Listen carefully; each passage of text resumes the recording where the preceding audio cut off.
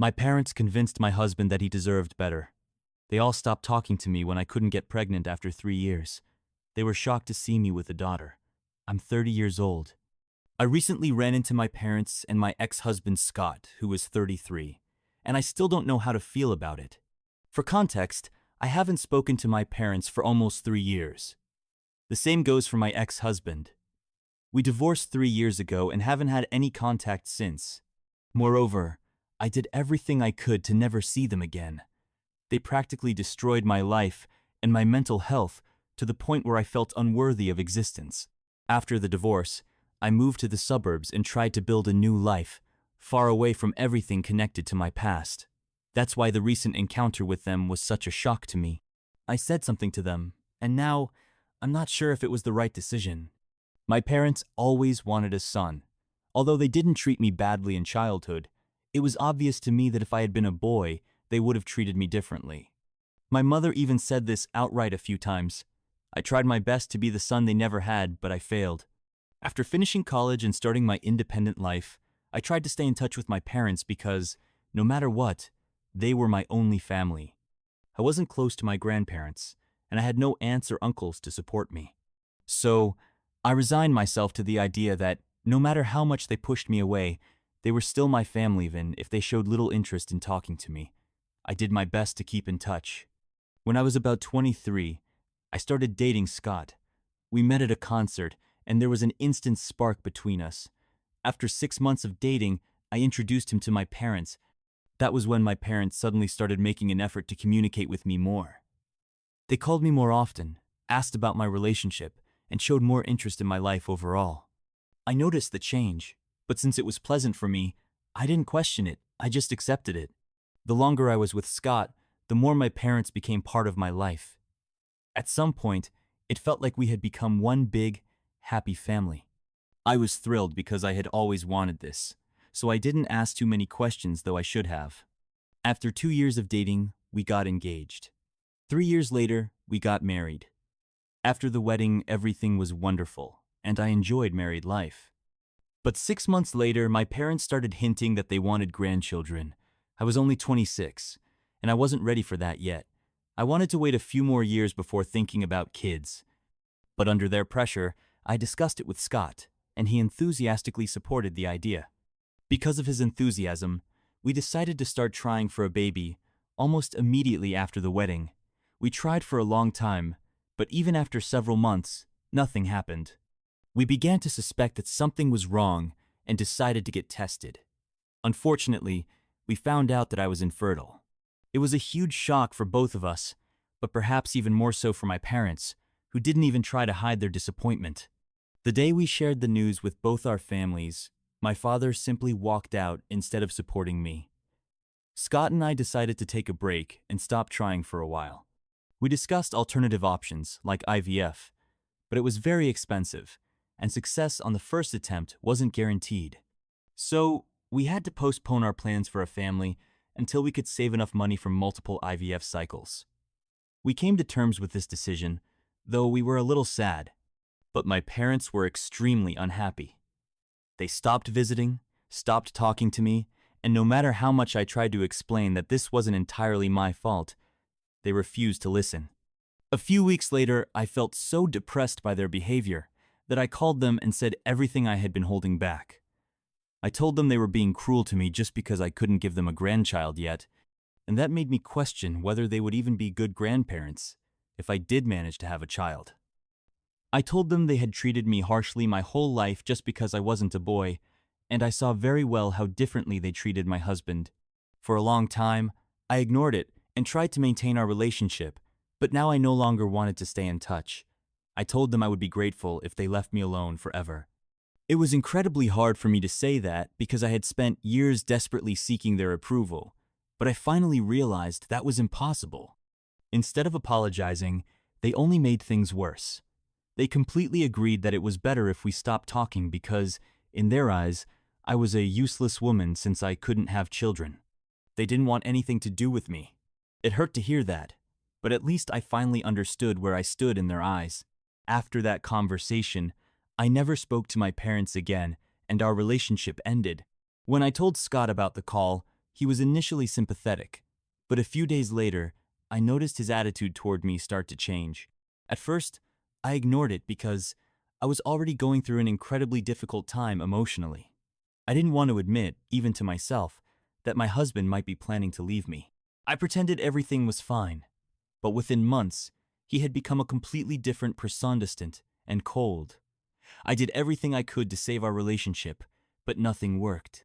One day, he came home with divorce papers and said he'd had enough. I can't say it was a complete shock, but I still tried to talk him out of it, telling him that we could always try for a child later. But he said there were many reasons he was leaving, and he didn't want to get into the details. He just wanted to get it over with because it was difficult for both of us. The divorce process took almost 7 months, and it was the hardest time in my life. I was completely alone and devastated. A couple of weeks after Scott announced his intention to divorce and moved out, I found out from some relatives that he was now living with my parents. I knew asking them for help was pointless, so I decided to talk to his parents instead. That conversation was deeply unpleasant, but they told me the truth. My parents had been in contact with Scott for months, and they had probably even turned him against me. That's why he left me. I don't know exactly what my parents told Scott, but I do know that his parents said Scott had hinted that my own parents told him he deserved better. To this day, I still don't know what exactly they said to him, but apparently, they were so desperate for a son that they decided to adopt my husband and convinced him to leave me. After the divorce, I was completely shattered. It took me months to get back on my feet, but I did. Since then, I have done everything I could to forget the past and move forward. I moved to the suburbs, got a new job, changed my appearance, and cut off all contact with my parents and Scott. I even told my old friends and relatives that I didn't want to hear anything about them. Everyone respected my wishes. For the past 3 years, I have been going to therapy and living a good life. The only thing that still troubled me was not having a child.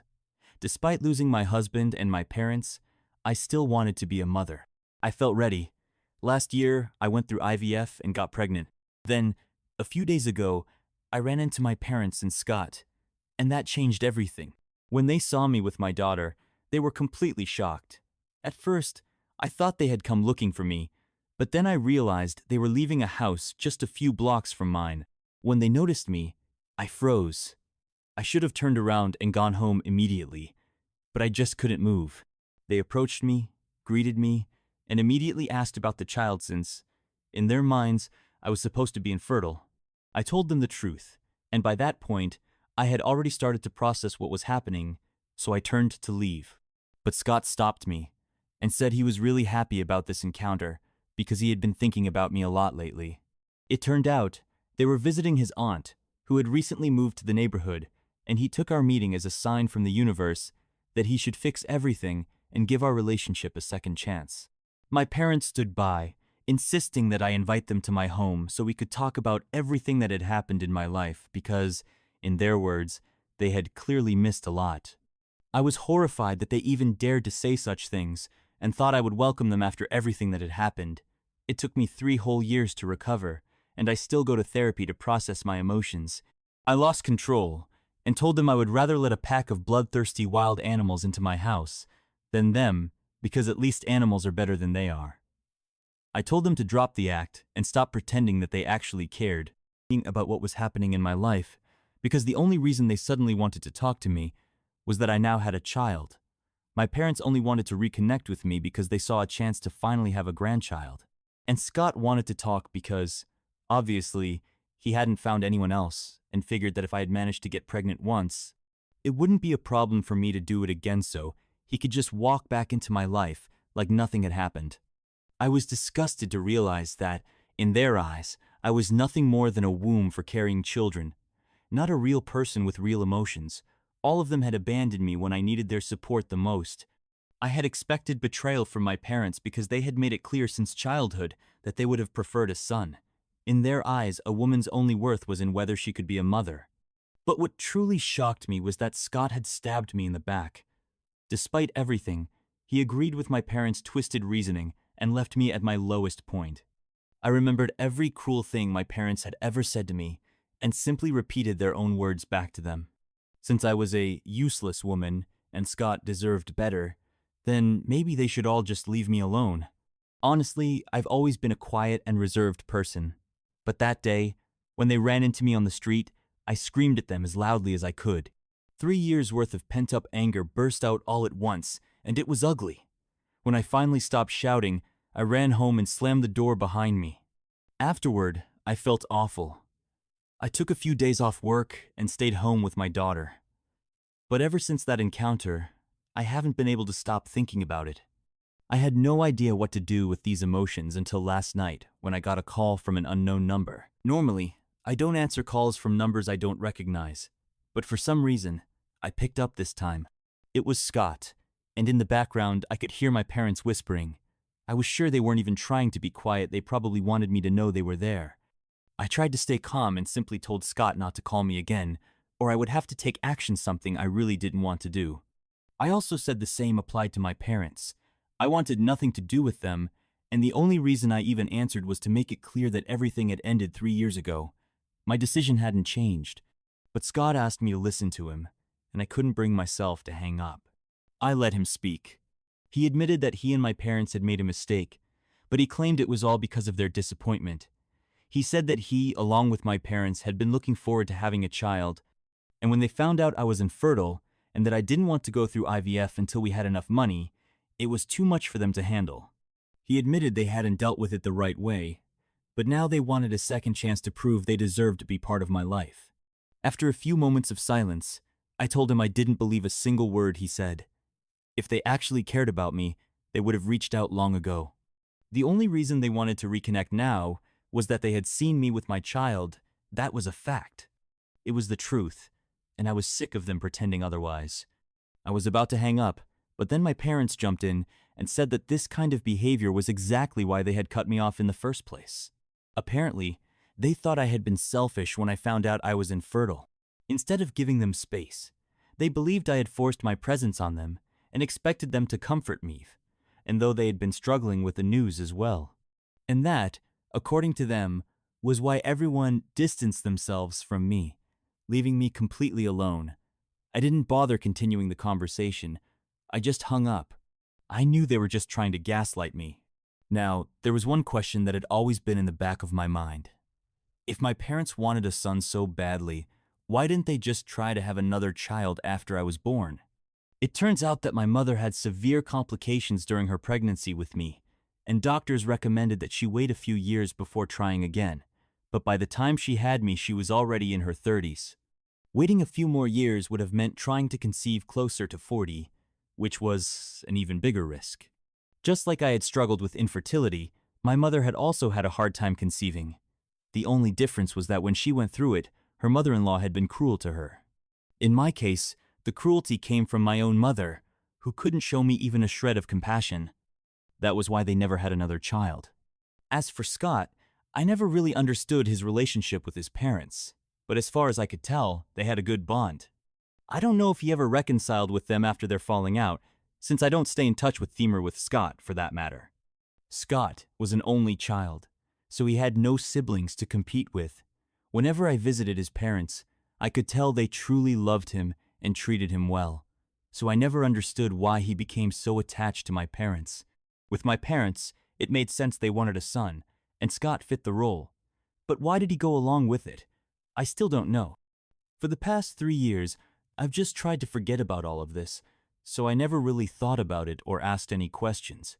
But now that this has all come up again, I feel like I need to talk to his parents to finally get some answers for my own peace of mind. I hope that conversation will clear up any lingering questions. Update 1. I decided to reach out to my former in-laws to understand why Scott acted so strangely and seemed to play the role of my parents' son. To be honest, I couldn't think of a single reason why he would be visiting his aunt alongside my parents. It seemed incredibly weird. At this point, I already knew this wasn't my fault. They all abandoned me at the moment I needed them most because they were just terrible people. I knew they were trying to make me seem like the bad guy. Still, it was awkward reaching out to my ex-in-laws after 3 years of complete silence, especially since the last time I spoke to them was around the time of the divorce. Fortunately, they were happy to hear from me. After some awkward small talk, I got straight to the point and asked why Scott had become so close to my parents and whether he still kept in contact with them. Their answer shocked me. Scott's parents told me that a few months after their last argument, they were able to reconcile with him, and they still keep in touch. However, he also remained in contact with my parents. They explained that Scott had always been a beloved child, but it wasn't about him trying to replace his own parents with mine. It turned out that my parents had been manipulating him from the very beginning of our relationship, slowly pulling him to their side. Even while we were dating, Scott would tell his parents that my parents often invited him over for dinner when I wasn't home. He spent time with them separately from me. He thought this was a sign that he had impressed them, or that they simply enjoyed his company, and in a way that was true because he was a man, and that alone was enough to make an impression on them. So, they had already been spending time together without me knowing, and he started to see them as a second set of parents, even though he had his own. But it gets worse. My parents were literally showering him with expensive gifts, and even giving him checks regularly. It turns out that the money Scott once offered to use for IVF back when we were together actually came from my parents. At the time, I thought he was bluffing because we didn't have that kind of income, and I didn't want him to do anything reckless to get money. He, on the other hand, didn't want to tell me that my parents had given him the money, because then he'd have to admit how close he was to them. But even then, I refused to go through with IVF because I didn't believe we had the financial means, and I wanted to wait until we saved enough ourselves. That was what my parents used to manipulate him. They convinced him that I didn't believe in him and that he deserved better. Eventually, after a few months, they had completely brainwashed him. That was why he left me. Scott's parents apologized to me for everything, but they also explained that even though they didn't approve of his relationship with my parents, he was their only son. They couldn't just cut him off. I don't blame them. They didn't owe me anything, and I appreciate that they were honest with me. But now that I know the truth, I have absolutely no reason to respond if any of them ever try to contact me again. They are all terrible people, and they are not worth my time. Update 2. I finally decided to return to work after taking 2 weeks off. Luckily, I still had some maternity leave saved up since I hadn't used the full 6 months right away, and my company has a flexible policy. At home, only my daughter and her nanny were there. I trust our nanny completely. She has great references, and I know her personally. She's an amazing woman. But in the middle of the workday, I got a call from her. She immediately told me that she had taken my daughter to her own house because she wasn't sure if it was safe to stay in mine. Because of my ex-husband, I agreed for her to take my daughter and immediately called the police while rushing home. Over the phone, the nanny explained that Scott had been standing outside my house for several minutes, shouting for me to come out. When he realized I wasn't home, he started trying to break down the door. He was yelling, my daughter was crying, and the nanny acted quickly. She grabbed my daughter, slipped out through the back door, and took her to her own house, which was just a few minutes away. While I was dealing with the police, my daughter was safe. Honestly, I'm so grateful to the nanny because her top priority was my child's safety and well-being, as it should be. When I got home, the police were already there, and I immediately realized that Scott was drunk. It was strange, considering it was only around noon, but he was clearly wasted. I decided to press charges against him because I wanted him out of my life for good. Besides, this gave me a reason to file for a restraining order, since it was obvious that he was completely unhinged. The cops took him away. A few minutes later, my nanny brought my daughter back home. I let her take the rest of the day off because I decided to stay home with my child. I think I'll take a few more days off work, but I don't mind. I'll spend the time with the most precious person in my life. Update 3. Hi again. It's been a few weeks since my last update. I've been really busy taking care of my daughter and also working on a new project that's been exciting. But here are the latest updates on my parents and Scott. I was able to get a restraining order against Scott. Thankfully, it wasn't difficult, since I had security camera footage of the day he showed up drunk, trying to break into my house. I guess my parents must have seen the state he was in and decided not to bother me, so they've stayed away. However, my former in-laws told me that after everything that happened, they finally decided to cut ties with Scott. Apparently, he has struggled to find another woman. Even though he desperately wanted to start a family, he couldn't do it without a partner. And adoption wasn't an option he liked. Maybe that explains his behavior that day. But that doesn't mean I'm going to forgive him, especially after everything he put me through. The same goes for my parents. It doesn't mean they've stopped trying to ruin my reputation. They're still going around bad-mouthing me to relatives, which is just pathetic because no one believes them. Everyone knows how they treated me, and now they're trying to play the victims. But that's not how this works, and they've had to learn that the hard way. I'm just glad they will never get to meet their granddaughter. I won't allow it. My daughter and I will live a wonderful life without their interference, and I will be a far better parent than my mother and father ever were.